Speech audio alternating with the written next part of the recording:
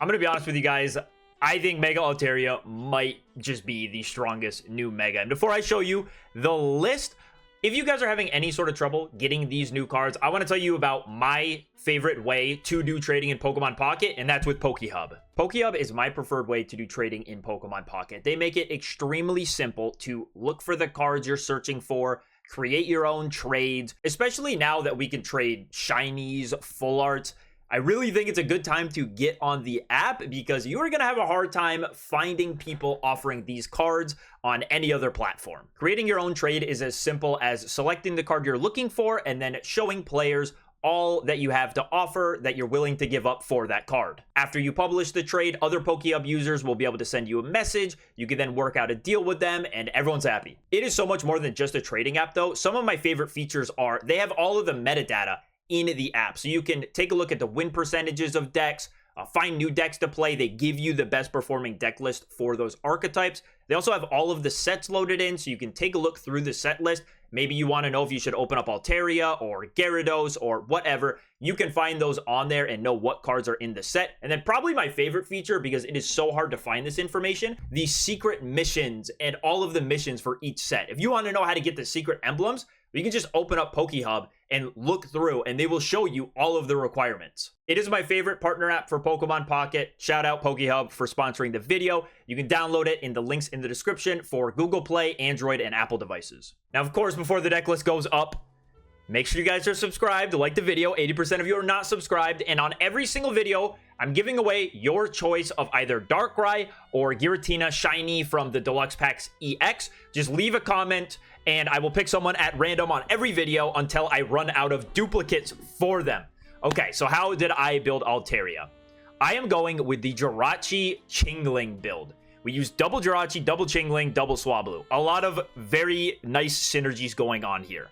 Number one, all of our basic Pokemon have 50 or less HP. That means we can run double Licia, which not only helps us set up, but in the late game gets us our basics for the damage of Altaria. Chingling has a free attack cost, and it's going to item lock your opponent and also do 10 damage, which is relevant.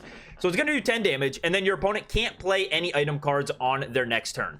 This comes up more often than you would think. It's really good for the first turn because not only do you get to preserve your energy attachment, but you can stop your opponent from using Pokeballs. And there'll be a game in here later on where we are well into the game, and I'm using Chingling to give me some more time so I don't lose. Our other supplemental attacker is the Jirachi. Jirachi has 50 HP and has an attack for 1 psychic energy, which says Star Drop, I believe. It does 30 damage anywhere you want. This is fantastic because some of these mega decks want to play this game of chicken. Number one, Jirachi is going to completely like shut down Mega Gyarados. They are not going to be able to do anything because you're just going to Jirachi Star Drop the magic card before it ever evolves. Another thing is Blaziken. The preferred way to play Blaziken right now is with Entei. You can put that Jirachi in the active spot and start pinging the Torchic / Blaziken on the bench so that by the time it comes into the active spot or maybe you get a Cyrus, either way, you're putting pressure on their Mega while they can't pressure your Mega. That is very, very important in this format, I feel, because typically, the Mega that attacks first is the one that loses, unless, of course, your board isn't developed or whatever would stop you from winning the game off of just attacking the Mega twice. Usually, just 2 attacks with the Mega is perfectly fine. That's all you're going to need to do, and you don't want to be the first one to do it, unless you can knock out an Entei and then Sabrina up the other basic and completely ignore the Mega. There's a lot of ways that you can go, but rule of thumb, don't send your Mega into the active spot first unless you have that game plan like 100% secured in your hand. Mega Altaria does 40 damage plus 30 for every Pokemon on your bench, so it's going to cap out at 130 damage. That's why we play a red. Red gets us up to 150. And if you don't have the red, you can also do cool things with Jirachi to set up the damage for later on in the game. What else do we have? We have a May. May has been very good for consistency. I have felt I really like the May. I think any evolution deck should heavily consider playing at least one May in their deck. And then I have a 1 Cyrus, 1 Sabrina split. Now, obviously, double Cyrus would have a lot of synergy with the Jirachi, but I have liked having the option of Sabrina in here. It's early on in the metagame. I feel most comfortable going with a like somewhat wide net, so I can really be prepared for a majority of the situations I come across in games. Maybe somewhere down the line I just go with double Cyrus. I think both are fine, but for now, with the way I'm seeing decks be built and how my games are playing out, I like having one Sabrina, one Cyrus. And then just a Mars for hand disruption. Nothing else really special. And we're playing the Baby Altaria. The Baby Altaria is, I think, the best way for Altaria to deal with Oricorios. Guys, if you take anything from this video besides Mega Altaria is the greatest card ever in the whole world, please build your decks with Oricorio in mind, please. I'm seeing early meta reports, looking at tournaments, and Oricorio decks are dominating right now. I don't think, it's not like Oricorio got any stronger. It's just, it's the start of the format, and nobody is, like, respecting it, and it's horrible. I don't want to see these Oricorio decks doing so well. Do not get bullied by Oricorio. Please put an answer in your deck. Here's a really cool thing about the Chingling, is against evolving matchups, if you use Chingling as your attacker, they cannot rare candy evolve into it. So I'm playing against a Mega Ampharos here, and I see that Mareep in the active spot, and I go, well, I'm just going to force you to find your 1-of Flaffy in order to evolve. Of course, my opponent did it here, but it definitely is slowing my opponent down, right? I'm using Chingling. He has to evolve into Flaffy because it's the only way he's going to get into an Ampharos. That means that Pichu can no longer accelerate energy to Mega Ampharos. So I am buying myself so much time just by using this little bell in this game. Like, he can set up the other Mareep, but I'm really not all that concerned with it. I'm just gonna take this time to set up my board. As you can see, I'm having a pretty hard time finding a Mega Altaria. I've got a lot of non-Mega Altaria things. I got the Baby Altaria, but that's not going to do me too much good. It's going to get one shot by the Ampharos, and I'm going to lose item lock if I retreat. So I'm a lot more comfortable just jingly noising here. And early on in the game, I'm sure I had a reason for bench locking myself like this. Probably wasn't a very good one. You usually want to avoid bench lock. I believe early on in the game, it was just I wanted to play my hand down, so I did 2 Chingling. You usually always want double Swablu, but double Chingling is usually not preferred. You want 1 Chingling, a Jirachi, and double Swablu if you can manage to set up that way, because another thing I could be doing right now is pinging the Mega Ampharos. I don't even know if that's better than just jingly noising forever. But yeah, and right now here I'm waiting because I would... there's a chance I can win the game by getting a knockout on 3 basic Pokemon. I also want his Ampharos in the active spot first, because it's a very low % chance that I get scammed by this. Like right now, he just attacked. I know this Ampharos has no way to reach for 150 damage on my Altaria. I know I have 2 Jirachi in hand, so even if this Chingling gets knocked out next turn, I'm going to be good. And then I have a very powerful follow-up turn where I use Mars so that my opponent is now not able to go rare candy into the second Ampharos and retreat into it. I'm feeling very, very good in this circumstance. I've played I played a bunch of cards that made it really hard for my opponent to have any form of answer. He has a Lily for it, but because of I have red in hand, even if he had a giant cape, he wouldn't be able to knock me out. And I'm just feeling good, and my opponent just attacks, and I'm able to Mega Harmony again. So that's a good... That's like, this is what you want to do in Mega matchups, man. Wait for them to bring that Mega into the active spot first. You're in no rush. Just set up your board state. And yeah, we can usually pressure the other Mega decks pretty well with the Jirachi and the Chingling. This deck does somewhat struggle against this Silvally Rampardos thing here. Silvally Rampardos like seems like a sleeper pick to me. I haven't seen it really do much in online tournaments, but just on paper, some of these 1-point decks are kind of scary for Altaria to deal with. And I'll talk about another Altaria variant here that I've been trying out today and also feels very powerful. This one is really just my preferred version because I think the plays you can make are super cool. But there's another variant that is equally disgusting, which is Altaria with Giratina and Indeedee. You don't play Jirachi, you don't play Chingling. It's just a bunch of really strong psychic attackers, and Indeedee heals your active Pokemon 20 damage every turn. It is really, it's something, man. You're setting up giant attackers. it's kind of hard for them to ever Sabrina around your Mega Altaria because your bench is just like Giratina EX, Indeedee, maybe second Mega Altaria. Like it's a tough thing for your opponent to get around. Giratina does a great job of applying pressure to other Mega decks as well. Like Giratina swinging for 130 damage, man. You got to do something about him. You can't just leave that Mega in the back. And typically, other Mega decks don't have as great of an attacker as Giratina, right? Like we have access to the best, probably the best basic attacker in the game. Other Megas don't have that luxury. A lot of them are relying right now on Oricorio. Oricorio is what I've seen like every Mega paired with. If you watched my video yesterday on where the meta's at right now, there was Pinsir with Oricorio, Pichu Oricorio. There was Mega Absol with Pichu Oricorio. Like we are putting Pichu Oricorio into everything right now because it's kind of free wins at the moment. Even looking at some of the Gyarados lists, the Gyarados lists are being incredibly greedy. Blaziken has a harder time dealing with Oricorio than we do because they have to evolve. Like they do have the basic Oricorio, which is the basic Blaziken, which is great for attacking, but it's a stage 2, man. That's a lot harder to set up than the stage 1 Altaria. You don't need much. Just an Altaria on the bench and 2 energy attachments, and you're good. This was an interesting Aerodactyl Rampardos deck, not Rampardos. And unfortunately for him, I just have the red in hand. So that is a deceased Aerodactyl. Yeah. So Altaria seems like it is the Mega with the most exploring to do as well. Because like I said, there are a couple different versions. There's the Sylveon version, which I am not partial to at all.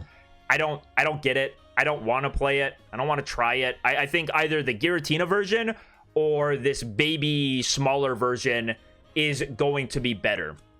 Now, some cards I would like in here. I think I want a 7th basic in this deck. I think I do. I don't quite know where the cut is going to come from because, again, I'm kind of just trying to play something real consistent in this early stage of the meta just to make sure the deck actually works. But I would love a 7th basic in here, whether that is Indeedee or Giratina. I'm not sure. I think those are the 2 choices I have. Indeedee's a good attacker for sure, but you're more so playing it for the heal, I think. And whether one Indeedee does enough healing for me to care all that much I still got to figure that out. Because these babies, I mean, there's not a whole lot of Pokemon doing like little passive damage at the moment. We're not seeing as much Darkrai really, and the 20 damage from Darkrai isn't going to matter all that much. I really just got to look at the damage numbers and play more, see if there's ever cases where, well, healing 20 damage from my Altaria here would have won me the game. And then Giratina, just an obvious, like, I mean, he's going to set up and be this amazing attacker for you early game, late game, whenever, right? Like with this version, we're kind of all in on the Mega Altaria as our attacker. There's not really another option here, man. You're probably not gonna win the game if you have to do Jirachi attacks to get your last point. It's pretty sketch.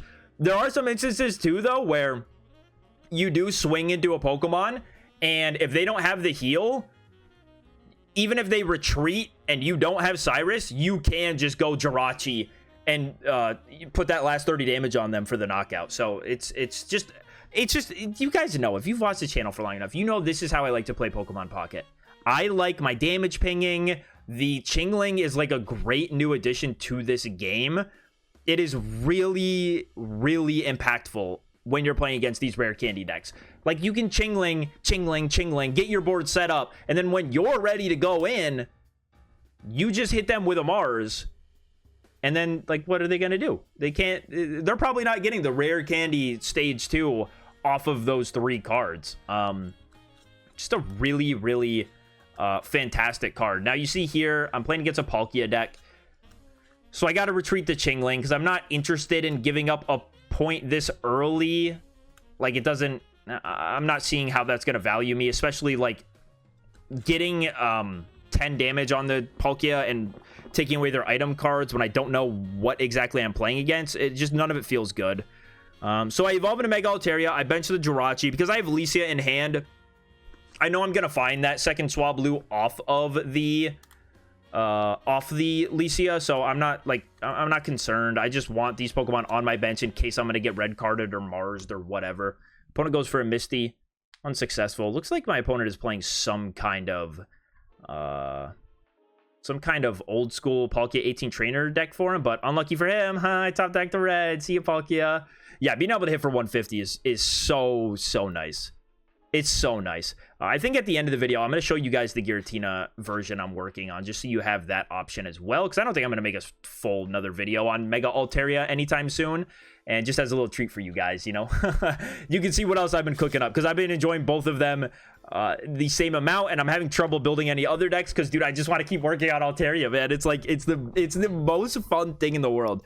I really hope you guys give it a try, or were able to pull any so you can build this deck. It is one of the tougher decks to build. You need double Jirachi, you need double Chingling, you need double Mega Altaria, and the Altaria. Like, these holos are deceptively hard to pull. I had to craft double Jirachi because I did not have honestly, because I was impatient. I didn't want to wait any longer. I just wanted to play the deck. And so I just crafted for 2 Jirachi and wasted 300 pack points, but it is what it is. Now, this is a fantastic game. So this is against the Jolteon deck, where they were able to go first and start the Jolteon. Very, very, very scary. You are going to take 20 damage every time you attach an energy to your Pokemon. And here I go for the Jirachi because I don't have a red in my hand, and I really want to deal with this Jolteon just as soon as possible. So if I can just start dropping stars on the Jolteon or anything else that, you know, comes around, I will feel pretty good. And I'm looking at my opponent's hand. He didn't play any Pokeballs. He didn't really do anything. I'm really just thinking, like, okay, well, I just need to attack with Mega Altaria last turn. There were no Pokeballs played. How about I just evolve into Altaria, and I go into Chingling and try to item lock him for a turn. And then next turn, like, I know I'm knocking out Jolteon. Maybe he isn't able to set up too much more from here. So I go Jingly Noise on the Jolteon. Can't play any item cards. Feels pretty good. And wouldn't you know it, he has Cyrus on my Mega Altaria. Bad. Did not want that.